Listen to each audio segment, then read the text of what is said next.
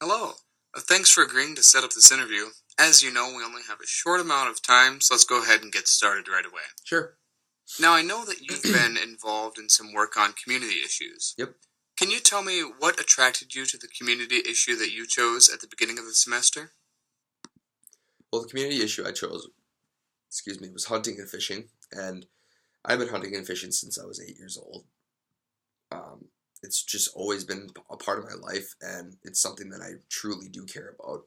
So, being able to see the decrease in quality lakes in Minnesota through numerous amounts of years, and see the deforestation happen, it really put into perspective of me of how much impact we have on the environment and how little is truly being done about it. I mean, yes, there are preventative measures for invasive species, but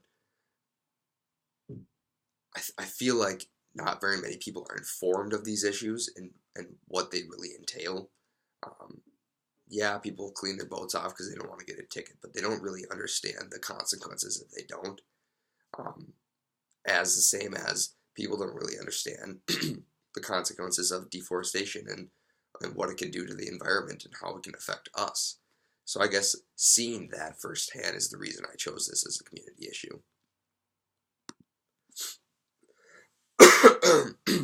Excuse me. Okay, thank you. Now, your materials also said that you were involved in a community issue team project that focused on a call to action. Can you share with me what call to action your team put forward and why you chose that call to action? So our call to action was threaded throughout our whole speech. We we basically stated everything that we wanted our audience to do in our speech, and then restated it in our formal call to action. This kind of included just simple things like recycling paper and waste products to save forests, and planting new trees every year, to simply just cleaning your boat off every time you leave a new lake, just to make sure no invasive species are attached and they can be transported to other lakes. Excuse me. So being able to thread that throughout, it kind of I feel like, stuck with our audience. It made it more easier to follow. Our speech was, I think, better due to this fact, just for the sake of being able to restate it and really emphasize what we wanted our audience to do, and kind of the impact they really can make, even though it's small.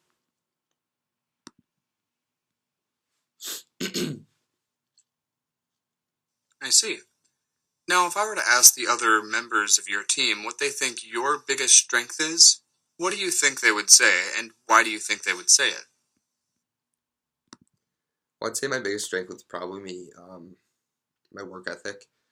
We worked very hard, both of us, on this, but I would say that my work ethic would be the best choice for me, because when we were looking up information together for our outline and just kind of preparing our speech, I didn't settle for one website or um, one source. I looked at multiple sources before I found the one that I decided was the best for each main point. And I think that was very helpful in the sense that we were able to really fully understand the scope that we were working with in terms of um, where Minnesota lakes and deforestation truly is at and how much of an impact it really has. So being able to find more information made us more aware and even more credible um, to make our speech. Okay, great.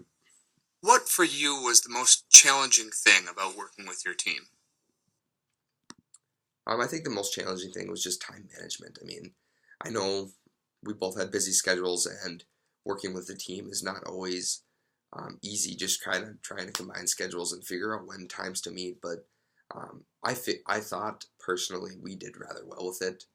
Um, it was very hard because, I mean, things happened at last minute where we had to cancel on each other and just stuff like that. So being able to figure out when the best times to meet were probably the hardest things for us.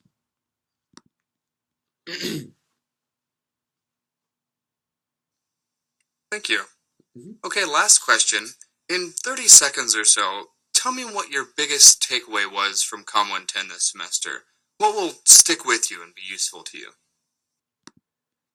For me, the thing that's going to stick with me the most, I mean, a lot of things were very helpful this semester. And I mean, I truly do mean that a lot were helpful, but I think the most important was the guest speakers just saying how much communication is used in everyday life. I mean, not just for one major or one industry, but for all industries. You need to be able to communicate effectively with your coworkers and peers, or things aren't going to be done the way they need to be, or they're not going to be done that suits your employer or whoever you're working for. Um, excuse me. As for me in the construction industry, if I'm not able to communicate with my coworkers, subcontractors, and even the clients that we're working for, then I'm not going to have a job. Because my 90% of what I do is communicating with everyone and figuring out what we need to do to make sure this job happens. So hearing that was a very big eye opener. That knowing that communication skills don't just pertain now in our classes, but they pertain later on in life.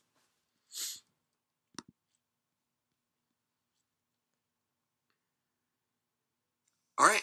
Well, thank you so much for taking the time to talk with me. We'll probably be in touch with you in the next few weeks or so. Take care. Thanks.